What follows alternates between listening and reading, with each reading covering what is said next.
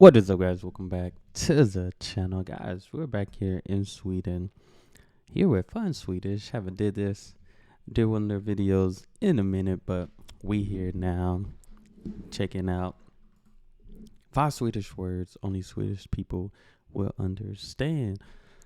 As y'all know, I've been trying to learn. I can't say I got it down. Swedish for me, Swedish. I did Norwegian, Danish. Those three wasn't too bad. Finnish, hard. Polish, hard, the language. But, yeah, definitely some tough stuff. But Fun Swedish, we here. Y'all make sure to check out their channel. Subscribe to their channel as well. But let's check out these 5 Swedish words. Today, we're counting down the 5 most Swedish words. Swedish words that have no translation in English and that are part of the Swedish culture. Words that are very common that might confuse you. For this video, we left out words like fika and lagom, which are classic Swedish words most of you already know. But if you don't know them yet, you can check them out in these videos. Okay, so let's start with number 5. Vabba. Vabba is a very Swedish thing. Maybe it also exists in some other Nordic countries, but for most people around the world, this is a crazy thing. Vabba is a verb and it kind of stands for att vårda barn. In essence, it means that you're missing work because you're staying home taking care of your sick child. Vård av barn. And most importantly, you don't lose all income for doing this because the Swedish state steps in and pay you for it. This is of course financed by the taxes and is part of the Swedish welfare system. The idea behind vabba is that you shouldn't be losing money just because you're It's funny, but it's not, the child's sick. Welfare system. The idea behind vabba, But the edit is funny because it's like, oh, you're sick, I'm staying home and still collecting this paper. Is that you shouldn't be losing money just because your child happens to be sick. And that children recovers faster if they stay home together with their parents. Instead of sending them back to förskolan, the preschool, while they're still sick and risking to pass it on to the other kids. All right, that is true. It's been a minute, I'll say. Took a year off working in schools. I'm back in school. Kid you now, I got sick like the second, third week of school. That fast. And I thought I was taking care of myself until I got into school with kids. I was out of there. But I'm better now. But you can get sick very fast with kids. One of our students learned this word during our lesson. She was working for a Swedish company in the States. And she didn't understand why her Swedish colleagues in Sweden never answered her messages when they had written vab on their teams or whatever it was they were using to communicate internally. So when we mentioned this expression vab in class, she realized the real meaning of it. And since then, she has stopped sending direct messages to her Swedish colleagues when they are on vab. A big no-no in Sweden, by the way, because it means that your colleagues aren't working these days. Do you also want to learn more Swedish at work? Just like this student did, then you should check out our courses for companies. We at Fun Swedish can teach you and your colleagues Swedish at work. Here's more information about it. Moving on. The existence of vab has also led to some new Swedish slang words, such as vabrari, another way to refer to February. Because it's a common fact here in Sweden that kids get extra sick during this time of the year, which it is a very cold time of the year. Increases the amount of parents on vab. So be prepared to hear the expressions vab or vabba a lot during February if you live in Sweden. Like this classic phrase. Var är Anders idag?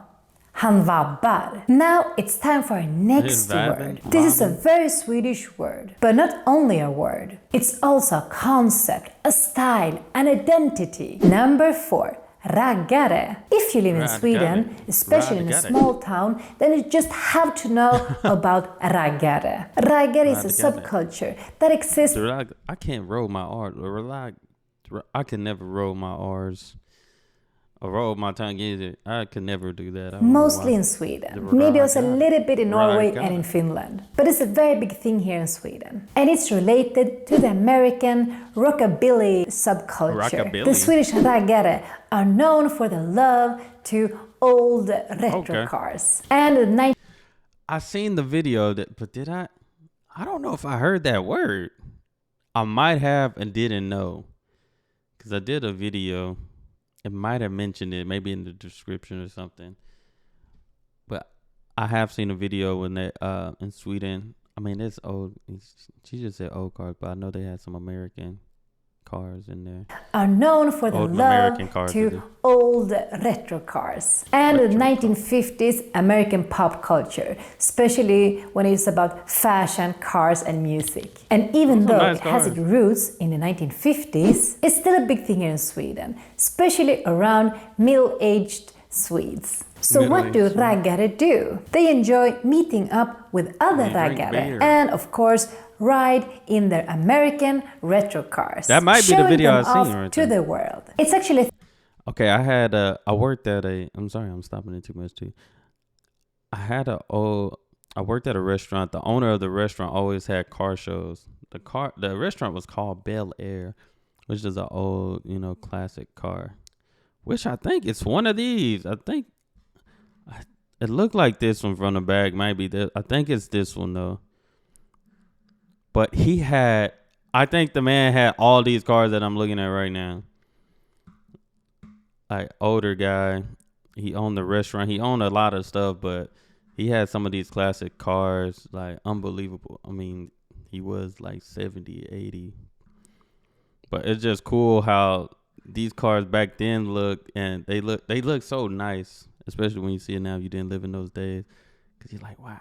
But he had these cars. It was pretty cool. thing here in Sweden to attend to these big retro car events. One of the Dang. biggest one is called Västerås Summer Meet. But there are many more events like this. So if you want to learn more about the Swedish raggarkultur, then I really recommend you to attend to one of these events. They can be quite interesting. Another big tradition for Very raggare is to åka till Stockholm and show off their cars in a very famous Swedish street called Sveavägen. Some Stockholmers Sveavägen. love this and some hates it. Depends who you ask. I personally like to see these old Sveavägen. cars coming into Stockholm. But I do dislike the amount of air pollution we have in Stockholm during these days. Another important word that comes from raggare is the verb att ragga. Ragga is a very common ragga. way to talk about flirting or trying to pick up a girl or a guy. Let's practice these new words with this phrase. Titta på alla raggare i sina raggarbilar på Sveavägen. De försöker ragga på alla. My dad, who was born in the 50s, grew up with this raggarkultur like most Swedish dads from the 50s. My dad even named our Interesting. cat Raggis, which is kind of a cute version of raggare.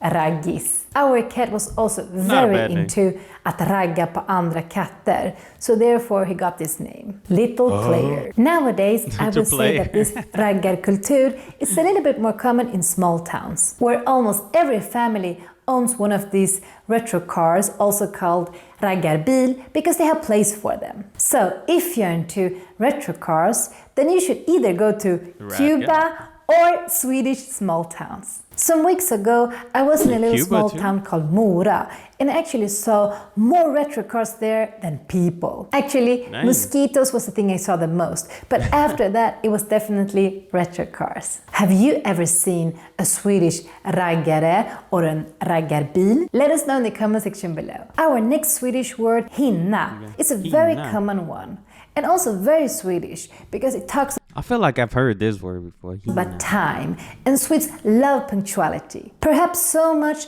that we even created a single word to describe the expression to have time to do something. As you can see in English, you need to use so many words to describe this, to have time to do something. In Swedish, we just say hinna. Hinna. And in the present, it would be hinner. For example, jag hinner filma en YouTube idag. I will have enough time to film a YouTube today. Or, jag hinner till svenska lektionen idag.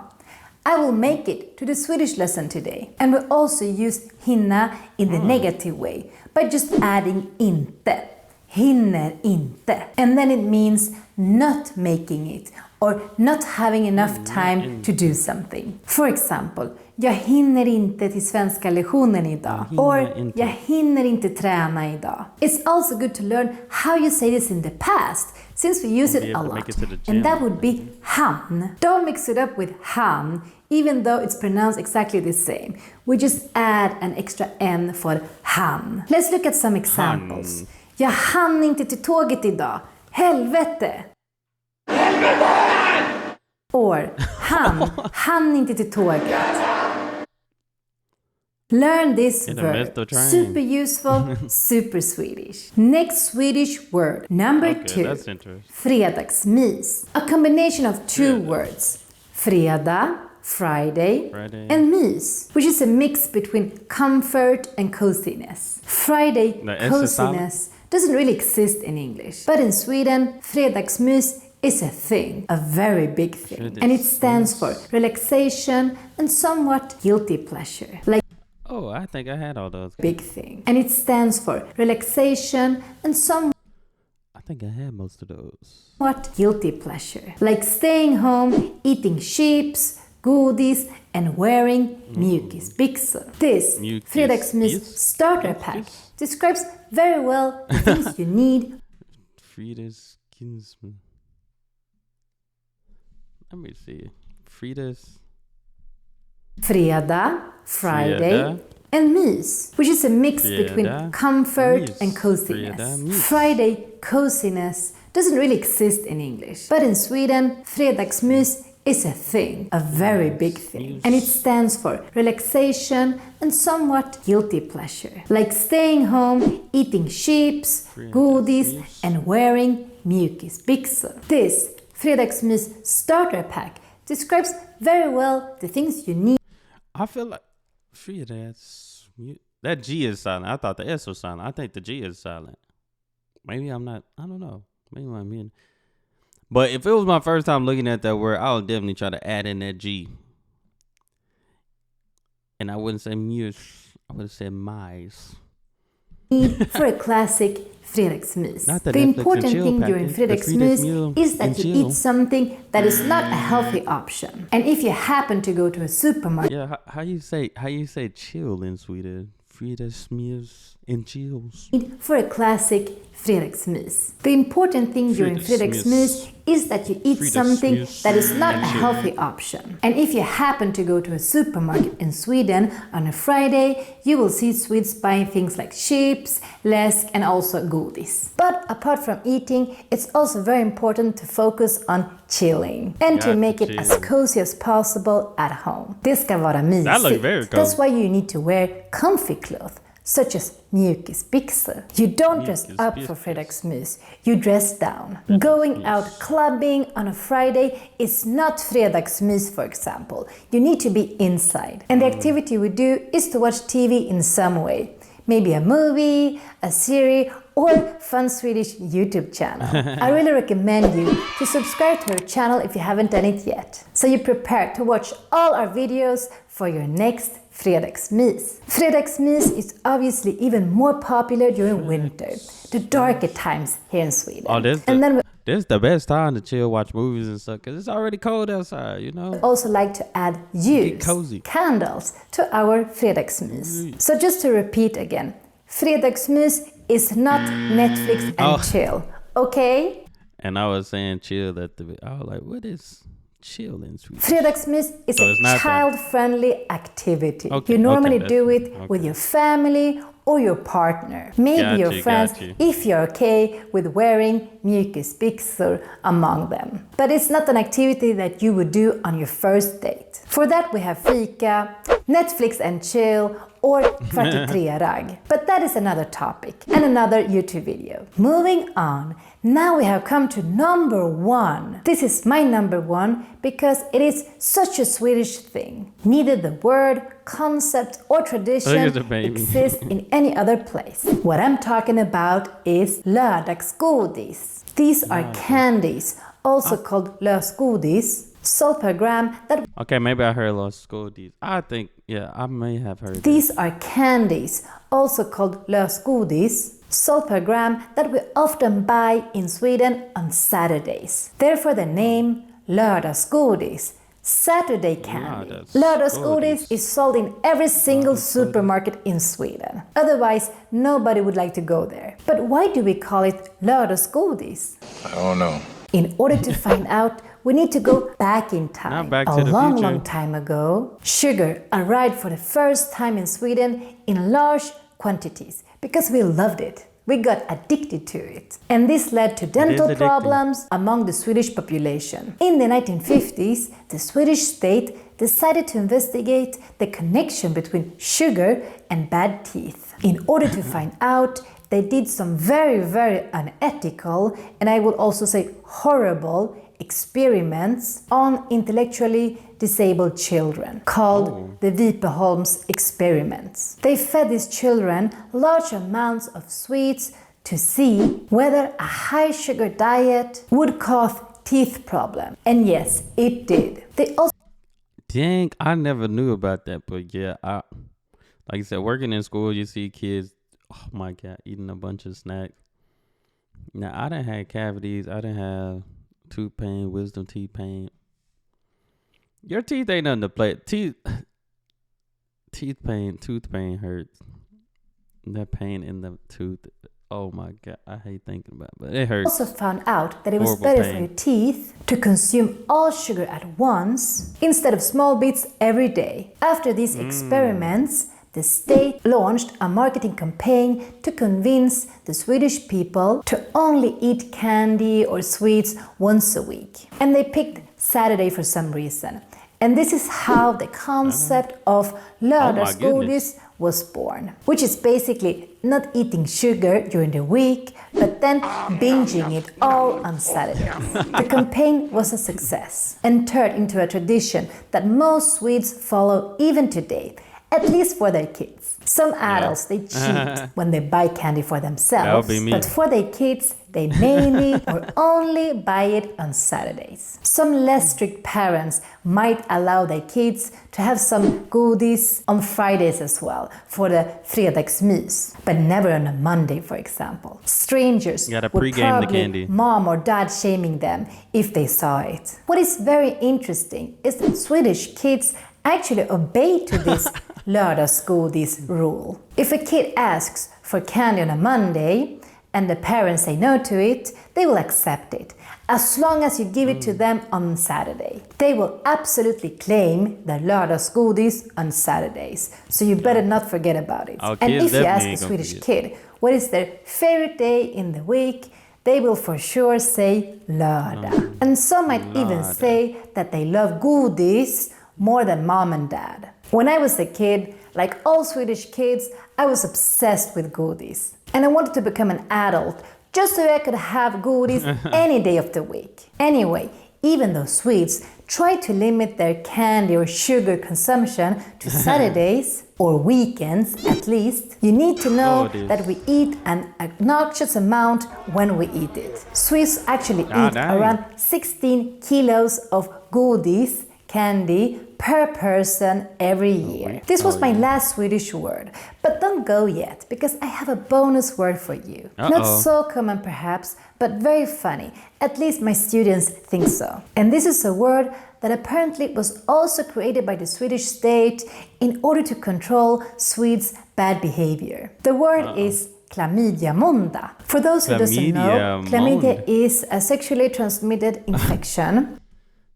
Right, chlamydia. I thought I was true when I seen it. For those who doesn't know, chlamydia is a sexually transmitted infection, and it's actually one of the most common ones in Sweden. Most Swedes get this during the weekends, after some wild nights, including perhaps kvartitrerag, when they maybe forget to use some kind of protection. So when the weekend is over, they realize on Monday what might have happened, so they go and test themselves to see if they got this chlamydia. Therefore, Mondays have been called chlamydia monda, chlamydia Monday. Chlamydia At least monda. this was an expression that very interesting word, but very important. I think that's still very important, especially like you said, you out there doing it unprotected and stuff. Definitely got to get yourself checked. You know, especially more than one person. But interesting. I thought I was tripping when I was reading it because I thought I was reading it wrong. The Swedish state started to use in a campaign to make Swedes more aware of chlamydia, convincing them to go and test themselves on Mondays so they could get a cure and also stop passing it on to other people. The campaign could look something like this. Once I was riding the tunnelbanan here in Stockholm and they had put up this sign. This dad and his 10 years old son was sitting next to me. The kid was looking at the sign. After a while, he formulated the question that most parents would feel a little bit awkward answering. He said, "Pappa, vad är klamydia måndag?" Even though it was rush hour and a lot of noise around us, it became completely silent. The dad started sweating, trying to find his words. Well, the kid was waiting for the answer, just like all the people sitting next to him. The dad ended up saying something like, "It's an affection that you can get as an adult, but you don't need to worry about it.